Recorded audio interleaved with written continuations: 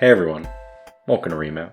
My name is Jared, and today we'll be taking a look at the 2021 indie hit Inscryption. Now, hit may be a bit of a stretch because I'll be honest, I had never heard of this game before it was recommended to me, but I gave it a quick search and it had rave reviews, so under the radar hit might be a better way of describing it. However, it is a indie game by every sense of the word. Inscryption is developed by Daniel Mullins Games, which, if the name isn't obvious enough, is mainly just one guy. I mean, it's an indie game, just literally an indie game, and I don't use that lightly. And Inscryption is a roguelike deck builder where you try to uncover dark secrets while winning dramatic card games.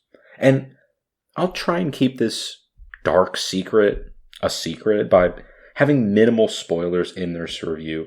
I'll be discussing mechanics and gameplay elements, but I'll leave the narrative for you to discover on your own.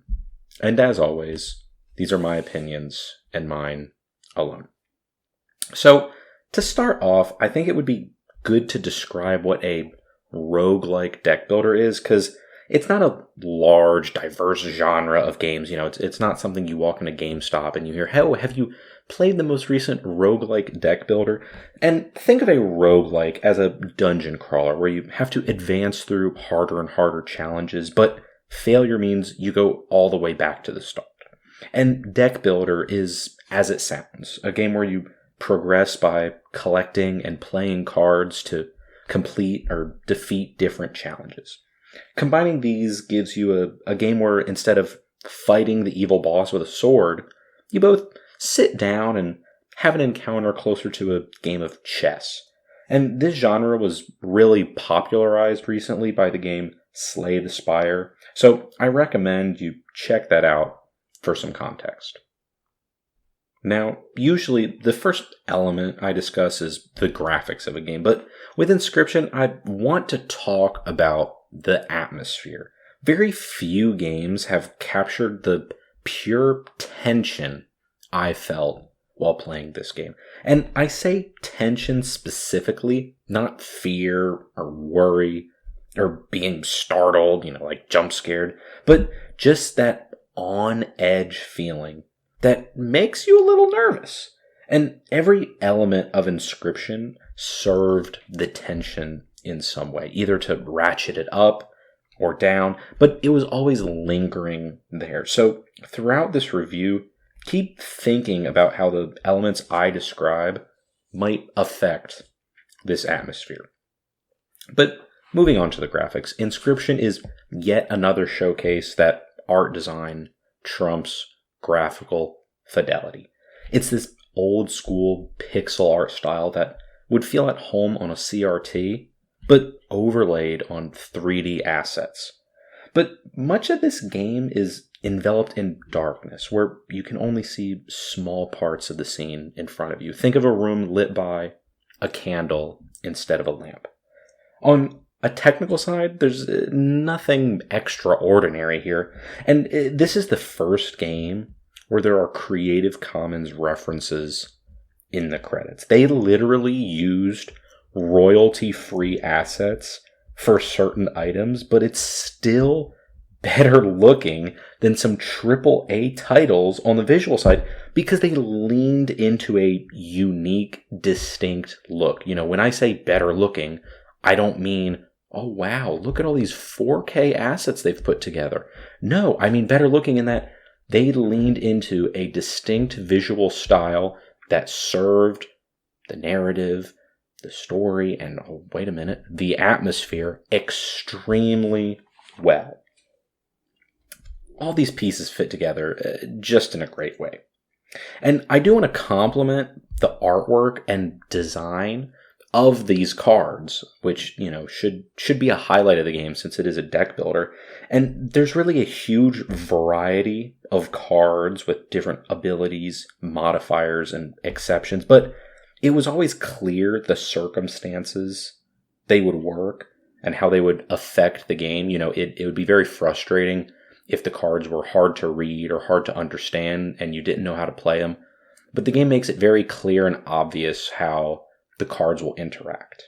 And this gives me a good chance to talk about the cards because, it's literally the entire gameplay of Inscryption. 90% of this game is literally just you, your opponent, and your deck of cards. You simply draw a card, decide if you want to play it, and end your turn. You're not making split-second quick time events. You're hovering over your deck going, should I play this card right now? I'm not sure. But within this very, very simple gameplay loop is an absolutely insane amount of complexity. Fortunately, I feel that Inscryption handles the learning curve of this deck builder extremely well by slowly introducing new mechanics. Starting out, you'll only have a small variety of cards, but your opponent will also have a very small variety of cards. And it's only as you advance through the game and show that you understand the mechanics that the game introduces new cards with new attributes. And I found it a ton of fun because new systems were being introduced through my entire playthrough. It's not just like a quick 1-hour tutorial. They give you all the basics and then, here's the full game. I was learning new systems and new mechanics 6-7 hours in.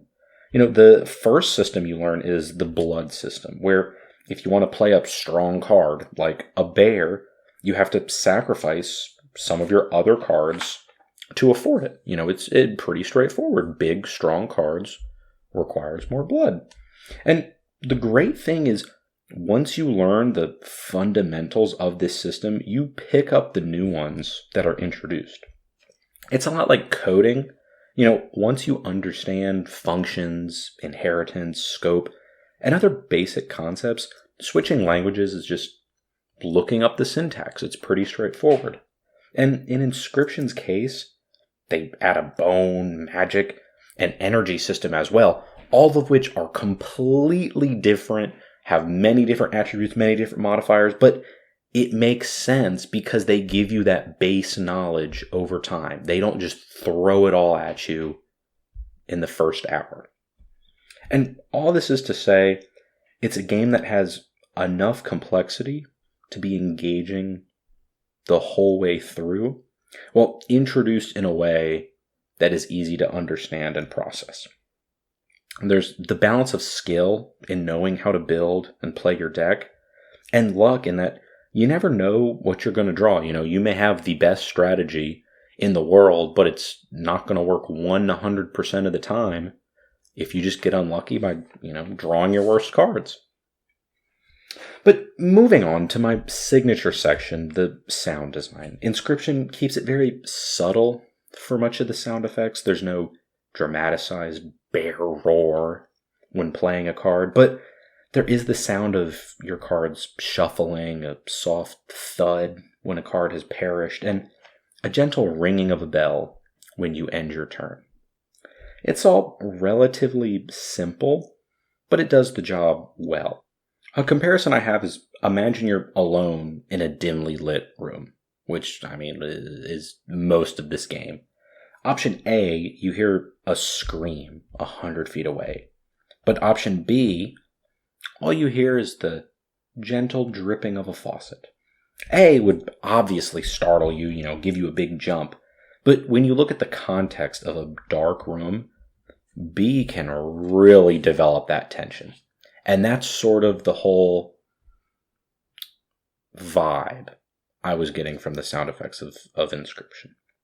However, the soundtrack, completely different story. It is extremely memorable and stands out as a highlight of Inscryption. It is not subtle. It is not, little background music, give the ambiance. When this soundtrack comes on, you notice it. Different bosses have their own unique themes with an honestly surprising amount of variety in their style. Some sound more digital while others sounds more grounded with realistic sounds included in them. But the majority of them can easily be described with one word, and that word is eerie. Please look up the Trapper theme and tell me the sounds of, I don't know if something's being eaten, crunched, skinned. I don't know what's going on in the background of his theme, but it is absolutely unsettling. And fortunately, they listened to my previous reviews, so you have the chance to hear some of these, memorable themes multiple times, which only enhances their emotional response from the player. Now, what makes Inscryption stand out from some of its contemporaries is a central narrative. You're not just defeating enemies to get a high score, but your actions are moving a central story, that central plot, forward. I know many people prefer the quote-unquote dungeon crawler style of Slay the Spire, but I really preferred having a distinct beginning and end. And not to spoil anything, but Inscryption does have a very complex story that was hard to follow at times. Moments were still impactful, but I was left wanting more background knowledge at this time, at certain times. However, very clearly this was by design, and you're supposed to fill in some of these blanks on your own. But to wrap this all up, Inscryption packs a ton of game into only a dozen or so hours.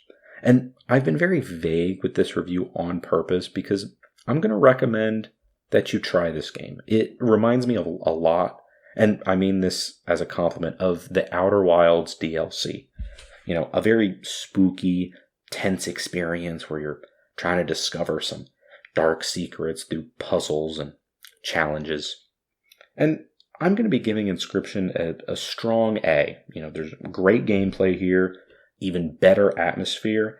And at the end of the day, it is a truly unique experience, unlike anything I have played before.